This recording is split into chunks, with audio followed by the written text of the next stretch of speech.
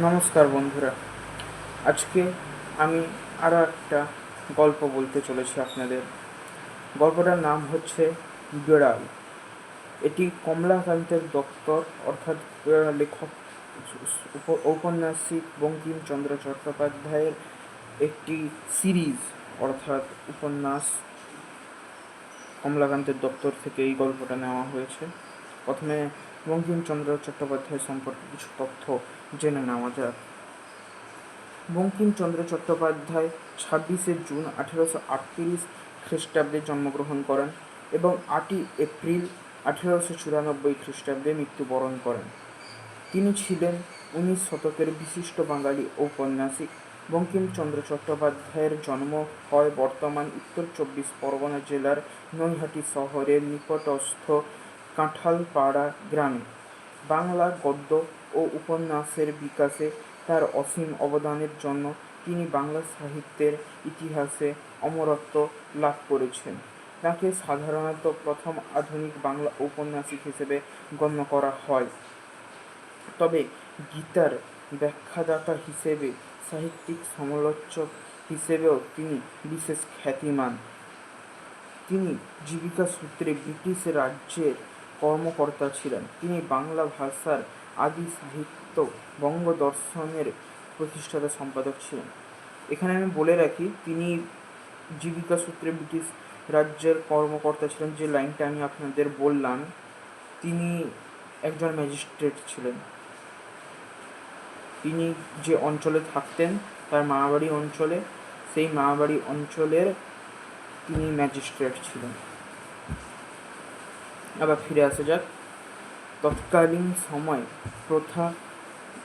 সময়ের প্রথা ও সংস্কার আন্দোলন, হিন্দু ধর্মের পুনরুত্থান, হিন্দু ধর্মের রক্ষণশীলতা, প্রাচ্য ও পাশ্চাত্য ভাবধারার সংঘাত, প্রগতিশীল ভাবধারার অভাব, সমাজতান্ত্রিক ভাবধারার প্রাধান্য প্রভৃতি হল ঊনবিংশ শতাব্দীর প্রথমার্ধে আর্থ-সামাজিক পটভূমিকা, এবং এই পটভূমিকাই বঙ্কিমচন্দ্রের উপন্যাস রচনার প্রেক্ষাপট ছিল।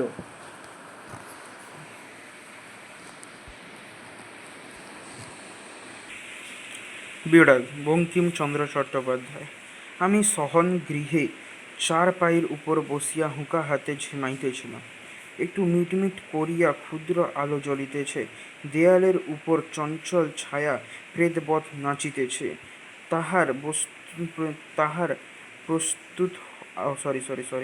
আহার প্রস্তুত হয় নাই। এর জন্য হুঁকা হাতে নিমীলিত লোচনে আমি ভাবিতেছিলাম যে আমি যদি নেপোলিয়ন হইতাম, তবে ওয়াটারলু জিতিতে পারিতাম কিনা। এমতো সময় একটু ক্ষুদ্র শব্দ হইল, মেয়াও। চাহিয়া হঠাৎ কিছু বুঝিতে পারিলাম না। প্রথমে মনে হইল ওয়েলিংটন হঠাৎ বিড়ালত্ব প্রাপ্ত হইয়া আমার নিকট আফিং ভিক্ষা করিতে আসিয়াছে। প্রথম উদ্যমে পাষাণবৎ কঠিন হইয়া বলিব মনে করিলাম যে ডিউক মহাশয়কে ইতিপূর্বে যথোচিত পুরস্কার দেওয়া গিয়াছে, এক্ষণে আর অতিরিক্ত পুরস্কার দেওয়া যাইতে পারে না। বিশেষ অপরিমিত লোভ ভালো নহে। ডিউক বলিল, মেও। তখন চক্ষু চাহিয়া ভালো করিয়া দেখিলাম যে ওয়েলিংটন নহে, একটি ক্ষুদ্র মার্জার। প্রসন্ন আমার জন্য যে দুগ্ধ রাখিয়া গিয়াছিল, তাহা নিঃশেষ করিয়া উদরসাৎ করিয়াছে। আমি তখন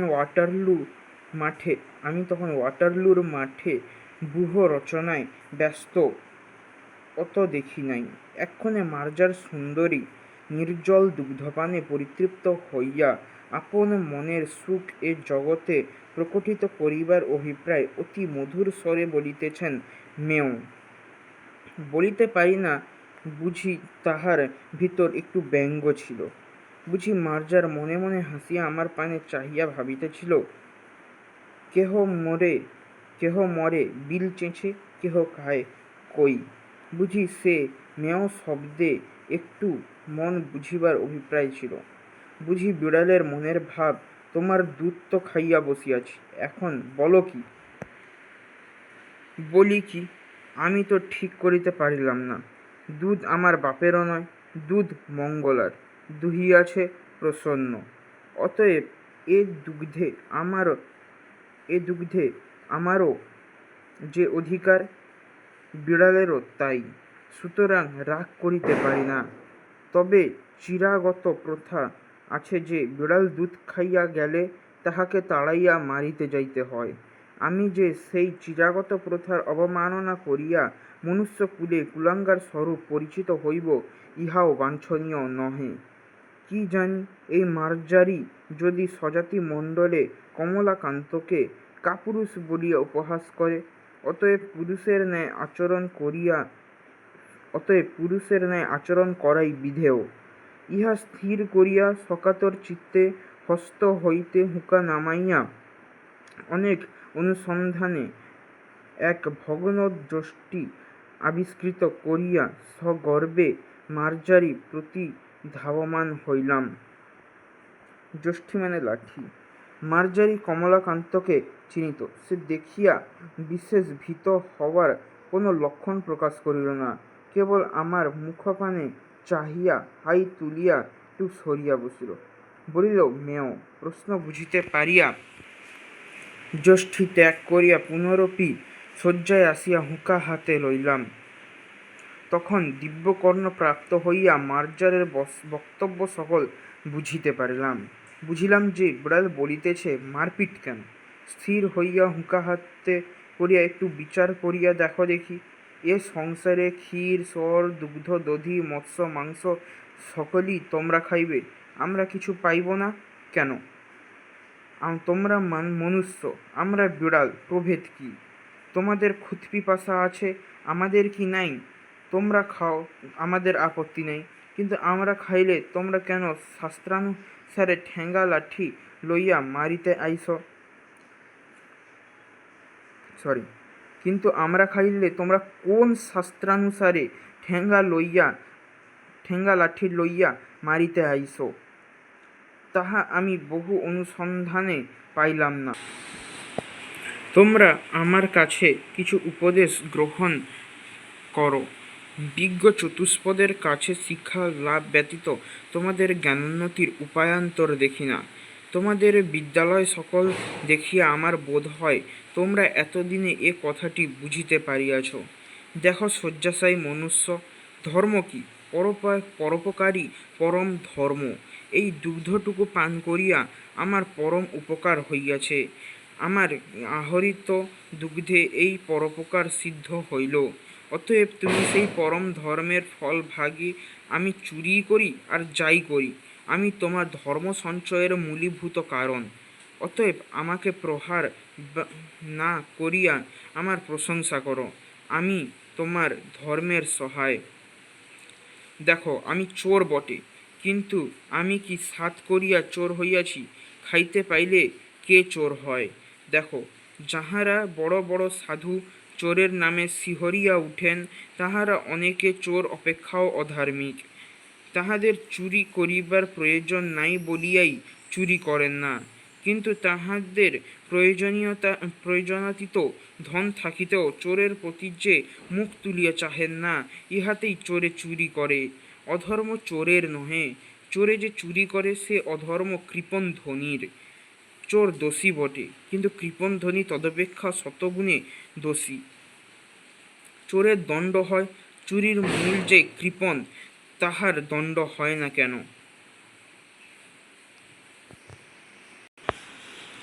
দেখো, আমি প্রাচীরে প্রাচীরে মেও মেও করিয়া বেড়াই, কেহ আমাকে মাছের কাঁটাখানাও ফেলিয়া দেয় না।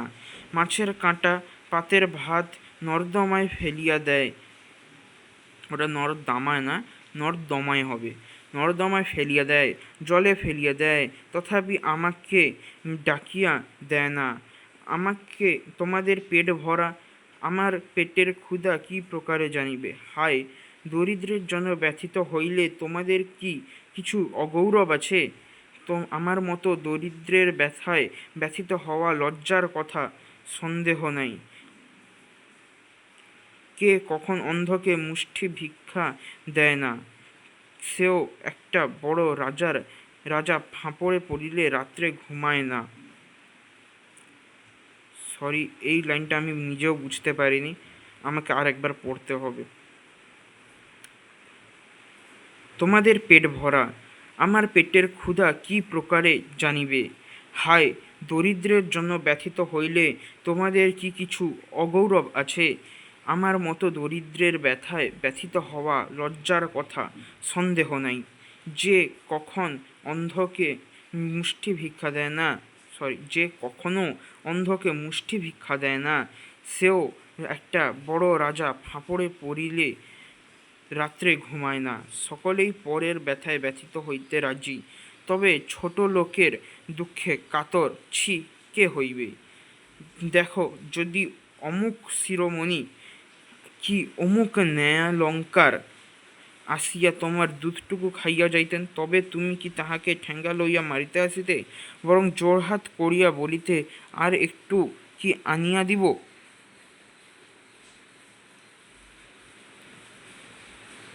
তবে আমার বেলা লাঠি কেন? তুমি বলিবে, তাহারা অতি পণ্ডিত, বড় মান্য লোক। পণ্ডিত বা মান্য বলিয়া কি আমার অপেক্ষা তাহাদের ক্ষুধা বেশি? তা তো নয়। তেলা মাথায় তেল দেওয়া মনুষ্য জাতির রোগ। দরিদ্রের ক্ষুধা কেহ বুঝে না। যে খাইতে বলিলে বিরক্ত হয়, তাহার জন্য ভোজের আয়োজন করো। আর যে ক্ষুধার জ্বালায় বিনা আহ্বানেই তোমার অন্ন খাইয়া ফেলে, চোর বলিয়া তাহার দণ্ড করো। ছি ছি! দেখি, দেখো আমাদিগের দশা দেখো। দেখো, প্রাচীরে প্রাচীরে, প্রাঙ্গণে প্রাঙ্গণে, প্রাসাদে প্রাসাদে মেও মেও করিয়া আমার চারিদিক দৃষ্টি করিতেছি। কেহ আমাদিগকে মাছের কাঁটাখানা ফেলিয়া দেয় না। যদি তোমাদের সোহাগের বিড়াল হইতে পারিল, গৃহমার্জার হইয়া বৃদ্ধের নিকট, যুবতী ভার্যার সহোদর বা মূর্খ ধনীর কাছে শতরঞ্চ খেলোয়াড়ের স্থানীয় হইয়া থাকিতে পারিল, তবেই তাহার পুষ্টি, তাহার লেজ ফুলে গায়ে লোম হয়, এবং তাহাদের রূপের ছটা দেখিয়া অনেক মার্জার কবি হইয়া পড়ে। আর আমাদিগের দশা দেখো। আহারা ভাবে উদর কৃশ, অস্থি পরিদৃশ্যমান, লাঙ্গুল বিনত, দাঁত বাহির হইয়াছে। লাঙ্গুল মানে লেজ। বিনত, দাঁত বাহির হইয়াছে, জিহ্বা ঝুলিয়া পড়িয়াছে। অবিরত আহারা ভাবে ডাকিতেছি, মেও মেও, খাইতে পাই না। আমাদের কালো চামড়া দেখিয়া ঘৃণা করিও না। এ পৃথিবীর মৎস্য মাংসে আমাদের কিছু অধিকার আছে, খাইতে দাও, নহিলে চুরি করিব। আমাদের কৃষ্ণচর্ম, শুষ্ক মুখ, ক্ষীণ সকরুণ মেও মেও শুনিয়া তোমাদিগের কি দুঃখ হয় না? চোরের দণ্ড আছে, নির্দয়তার কি দণ্ড নাই? দরিদ্রের আহার সংগ্রহের দণ্ড আছে, ধনীর কার্পণের দণ্ড নাই কেন? তুমি কমলাকান্ত দূরদর্শী, কেননা আফিংখোর, তুমিও কি দেখিতে পাও না যে ধনীর দোষেই দরিদ্রে চোর হয়? 500 দরিদ্রকে বঞ্চিত করিয়া একজনে 500 লোকের আহার্য সংগ্রহ করিবে কেন? যদি করিল, তবে সে খাইয়া তাহার যাহা বাহিয়া পড়ে, তাহা দরিদ্রকে দিবে না কেন? যদি না দেয়, তবে দরিদ্র অবশ্য তাহার নিকট হইতে চুরি করিবে, কেননা অনাহারে মরিয়া যাইবার জন্য এ পৃথিবীতে কেহ আইসে নাই। আমি আর সহ্য করিতে না পারিয়া বলিলাম, থামো থামো মার্জার পণ্ডিতে, তোমার কথাগুলি ভারী সোশ্যালিস্টিক, সমাজ বিশৃঙ্খলার মূল। যদি যাহার যত ক্ষমতা সে তত ধনসঞ্চয় করিতে না পায়, অথবা সঞ্চয় করিয়া চোরের জ্বালায় নির্বিঘ্নে ভোগ করিতে না পায়, তবে কেহ আর ধনসঞ্চয়ের যত্ন করিবে না, তাহাতে সমাজের ধনবৃদ্ধি হইবে না। মার্জার বলিল, না হইল তো আমার কি? সমাজের ধনবৃদ্ধির অর্থ ধনীর ধনবৃদ্ধি। ধনীর ধনবৃদ্ধি না হইলে দরিদ্রের কি ক্ষতি? আমি বুঝাইয়া বলিলাম যে সামাজিক ধনবৃদ্ধি ব্যতীত সমাজের উন্নতি নাই। বিড়াল রাগ করিয়া বলিল যে, আমি যদি খাইতে না পাইলাম, তবে সমাজের উন্নতি লইয়া করিব কি? বিড়ালকে বুঝানো দায় হইল। যে বিচারক বা নৈয়ায়িক একটু উচ্চারণে প্রবলেম হচ্ছে, কিছু মনে করবেন না। যে বিচারক বা নৈয়ায়িক কস্মিন কালে কেহ তাহাকে কিছু বুঝাইতে পারে না।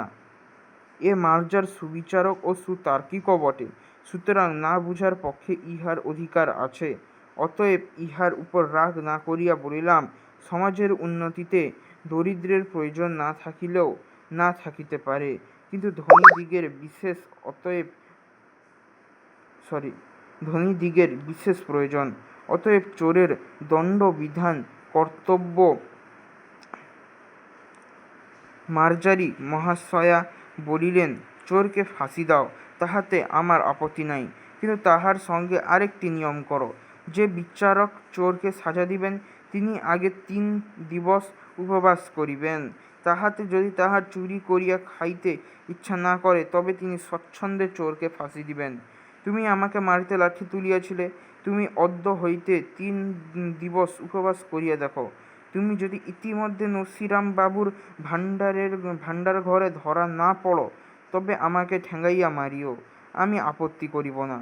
বিজ্ঞ লোকের মতো এই যে, যখন বিচারে পরাস্ত হইবে, তখন গম্ভীরভাবে উপদেশ প্রদান করিবে। আমি সেই প্রথানুসারে মার্জারকে বলিলাম যে, এ সকল অতি নীতিবিরুদ্ধ কথা, ইহার আন্দোলনেও পাপ আছে। তুমি এ সকল দুশ্চিন্তা পরিত্যাগ করিয়া ধর্মাচরণে মন দাও। তুমি যদি চাহ, তবে পাঠার্থে তোমাকে আমি নিউম্যান ও পার্কারের গ্রন্থ দিতে পারি, আর কমলাকান্তের দপ্তর পড়িলেও কিছু উপকার হইতে পারে। আর কিছু হউক বা না হউক, আফিংয়ের অসীম মহিমা বুঝিতে পারিবে। এক্ষণে স্বস্থানে গমন কর, প্রসন্ন কাল কিছু ছানা দিবে বলিয়াছে। জলযোগের সময় আসিও, উভয়ে ভাগ করিয়া খাইব। অদ্য আর কাহারও হাঁড়ি খাইও না, বরং ক্ষুধায় যদি নিতান্ত অধীরা হও, তবে পুনর্বার আসিও, 1 সরিষা ভোর আফিং দিব। মার্জার বলিল, আফিংয়ের বিশেষ প্রয়োজন নাই, তবে হাঁড়ি খাওয়ার কথা ক্ষুধানুসারে বিবেচনা করা যাইবে। মার্জার বিদায় লইল। একটি পতিত আত্মাকে অন্ধকার হইতে আলোকে আনিয়াছি, ভাবিয়া কমলাকান্তের বড় আনন্দ হইল। শ্রী কমলাকান্ত চক্রবর্তী।